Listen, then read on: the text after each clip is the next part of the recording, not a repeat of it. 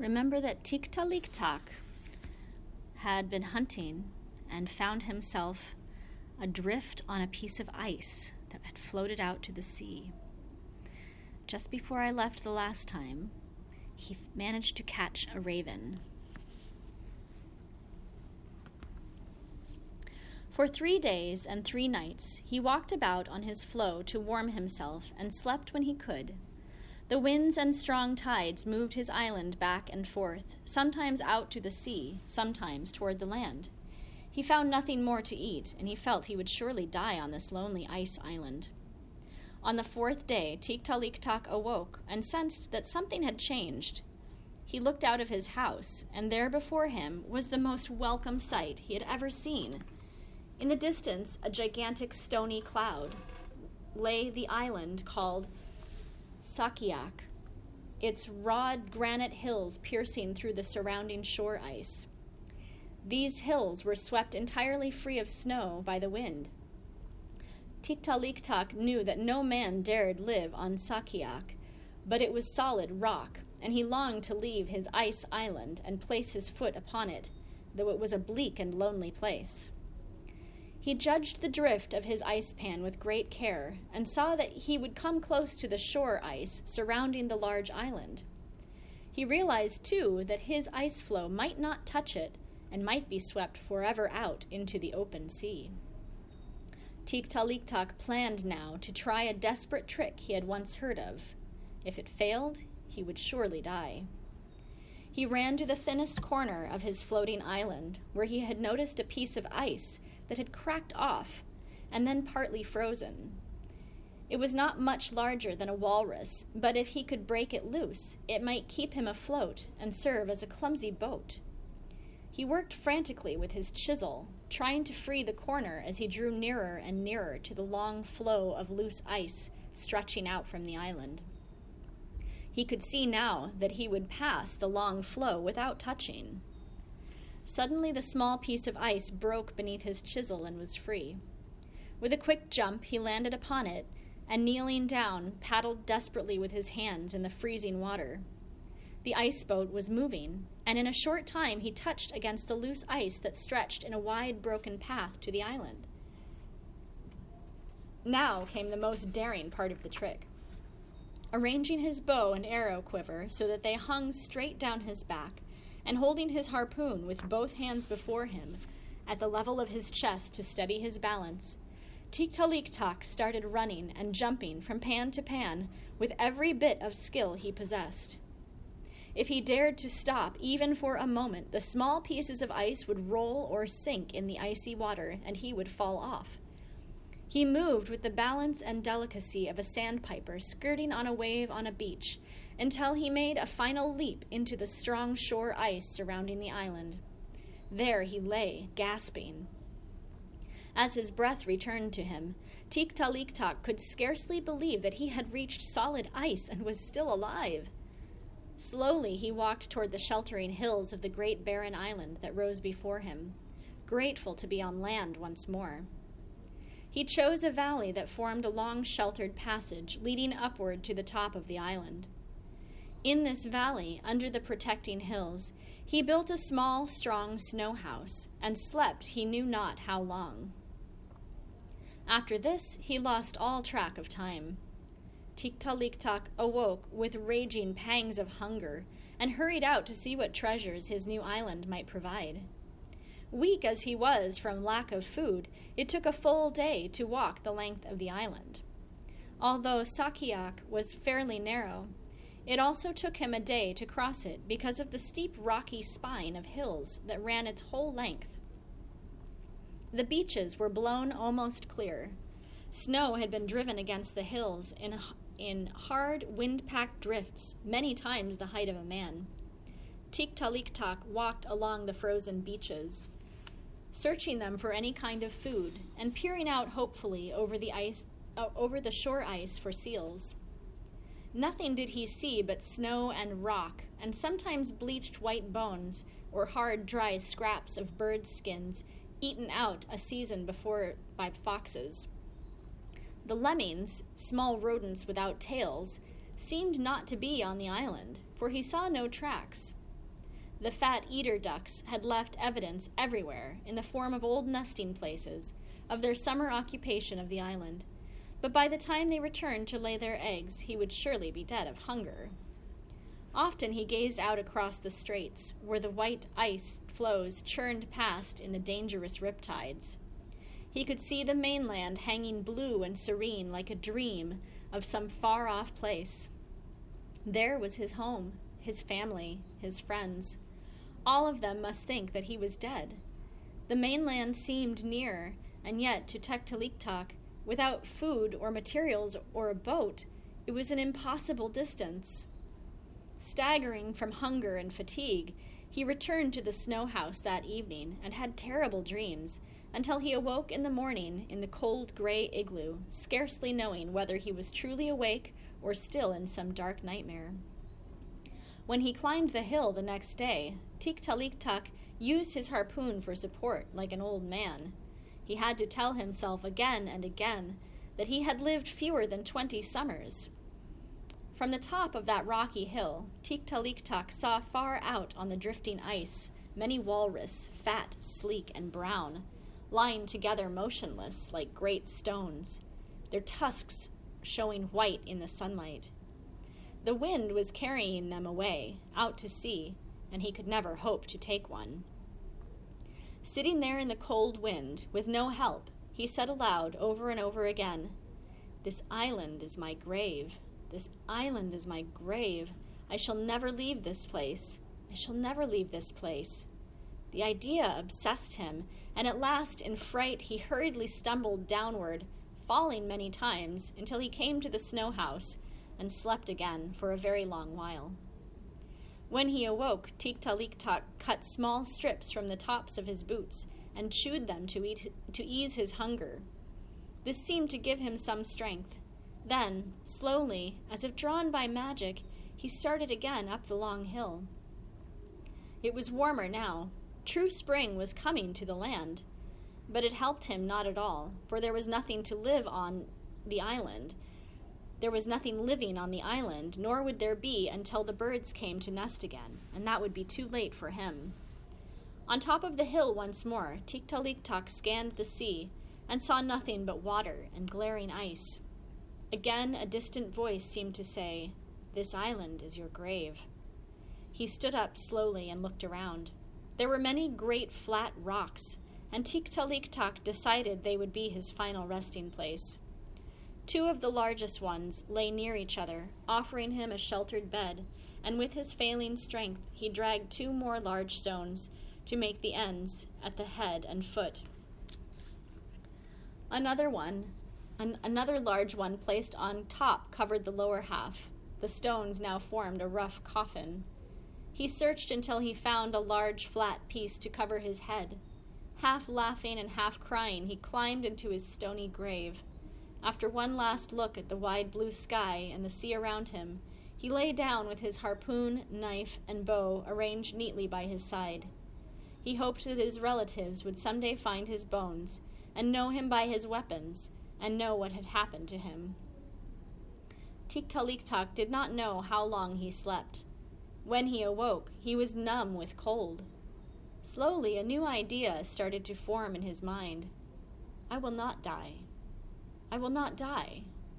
I will not die. With a great effort, he pushed away the stone that formed the top half of the coffin.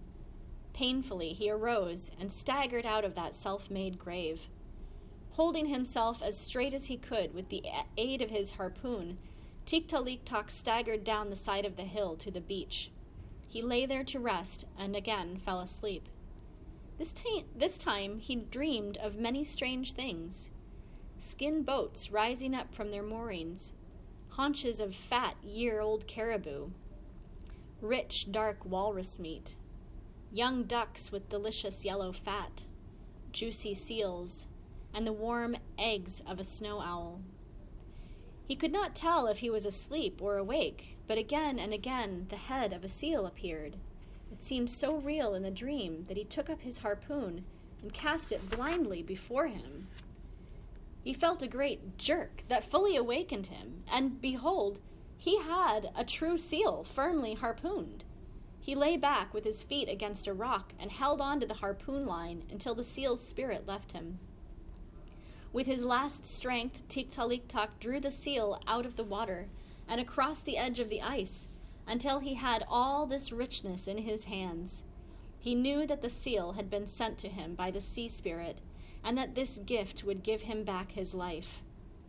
After some food and sleep, and more food and sleep again, he soon felt well. Using his bow, he whirled an arrow swiftly into a hollow scrap of driftwood and dried shavings until they grew hot, smoked, and burst into flames. The seal fat burned nicely in a hollow stone in his snow house, making it warm and bright.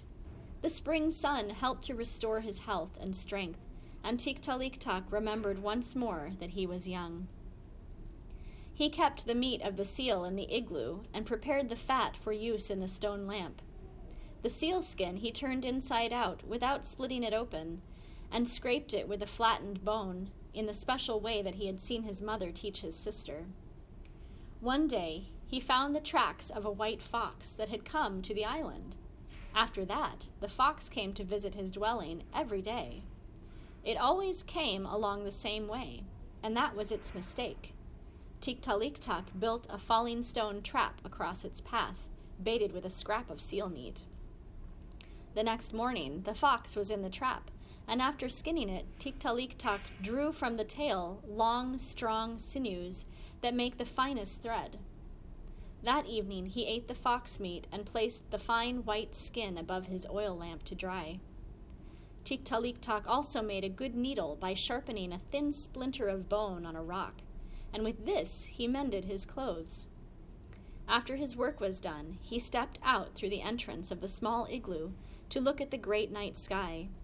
It was filled with stars beyond counting that formed patterns familiar to all his people, who used them for guidance when traveling. Off to the north, great green and yellow lights soared up, slowly faded, then soared again in their magic way. Tikta'Liktak's people knew that these were caused by the night spirits playing the kicking game in the sky. In the way his father had taught him, he whistled and pushed his hands up to the sky, marveling as the lights ebbed and flowed with his movements, as though he controlled them. Life on the island was better now, but still Tikta'Liktak longed to return home to his own people. Half of another moon passed, and now the spring sun hung just below the horizon each night, and would not let the sky grow dark.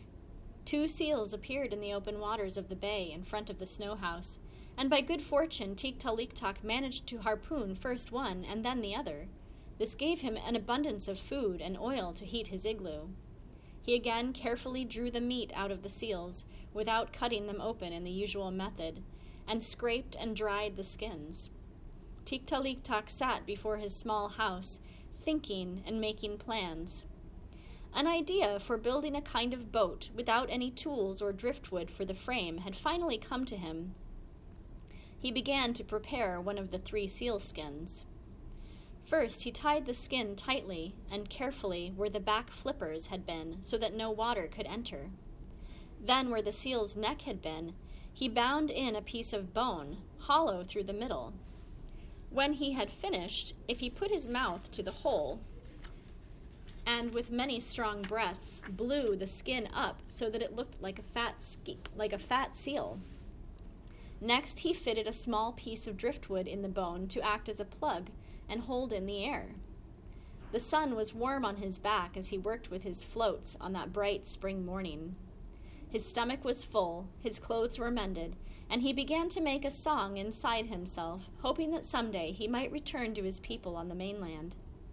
The song had magic in it. It spoke of fear and wonder, and of life and hope. The words came well. There was joy in Tikta'Liktak, and yet a warning of danger, too. He looked up from his work as a huge shadow loomed over him. Tikta'Liktak threw himself sideways, rolling toward his harpoon, which he caught hold of as he sprang to his feet. Before him, between his small house and the sea, stood a huge white bear. The bear's mouth was half open, and its blue-black tongue lolled between its strong teeth. Its little eyes were watching him warily as it decided how best to kill him. Fear stirred the hair on the back of Tikta'Liktak's neck and reached down into his stomach. His harpoon was small for a beast such as this one, and although he had often heard of encounters with bears, Tikta'Liktak had never met one face to face.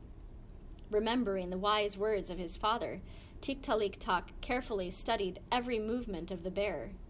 He tried to think like a bear to understand what the great beast would do next. He slowly knelt down and felt with the chisel end of the harpoon for a crack between the two rocks. Finding this, he wedged it in firmly and leveled the pointed end at the bear's throat. He had not long to wait before the attack. The bear lunged forward, and the harpoon pierced the white fur and went deep into its throat.